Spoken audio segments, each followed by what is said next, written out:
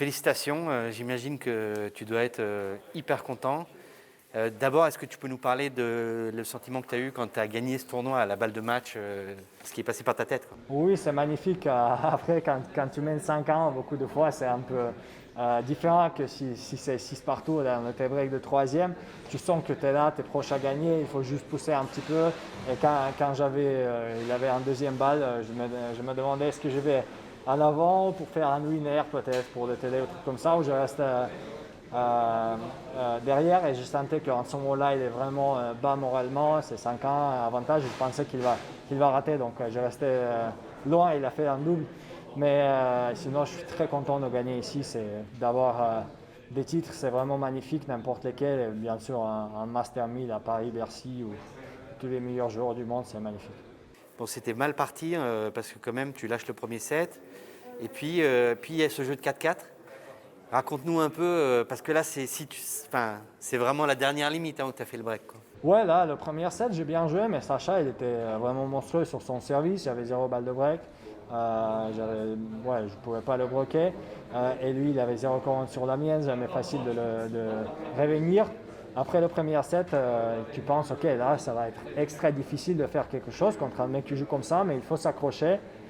Jeu de 3-3, j'ai 4 balles de break, je ne le fais pas, mais je sens que là, je suis là, j'accroche. Non, c'est jeu d'un partout, mais quand même.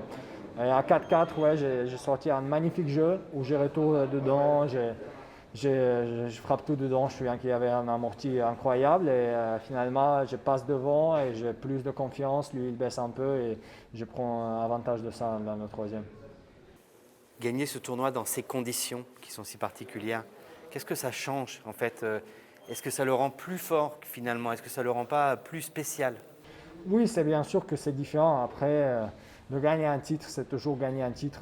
Bien sûr, c'est vraiment mieux quand il y a des supporters parce que quand tu gagnes un titre, il y a tout le monde pour toi, tout le stade pour toi, tout le monde t'applaudit. Donc, tu sens vraiment, tu sens vraiment bien, quoi. Et quand tu as gagné un titre, il ne faut pas tricher. Là, c'est un peu différent parce qu'il n'y a que ton équipe que tu vois très content et c'est tout. Mais c'est le même sentiment, tu as gagné le titre et c'est le plus important. Bon, et finalement, Roland Garros, il y a 3 semaines, là, le Masters, le Rolex Paris Masters, là, la FFT a organisé 2 tournois majeurs en l'espace de 6 semaines. Qu'est-ce que tu as envie de leur dire? Bah, c'est magnifique, honnêtement, même pour Roland. Même. Là-bas, je n'ai pas de titre. Je dis que c'est magnifique travail qu'ils ont réussi. En plus, en France, en ce moment-là, c'est pas facile, avec toutes les restrictions, tout ça. Et honnêtement, il y a un mois, on a entendu parmi tous les joueurs que ok, Bercy va être annulé, il ne va pas avoir de tournoi. Et après, il y a 2 semaines, ils ont dit de quoi vous parlez? Non, on a le tournoi. Et s'il n'y avait pas le tournoi, je ne pouvais pas gagner ici. Donc je suis vraiment. Je remercie vraiment tous les organisateurs et tous les mondes qui travaillent ici pour faire cette magnifique tournoi.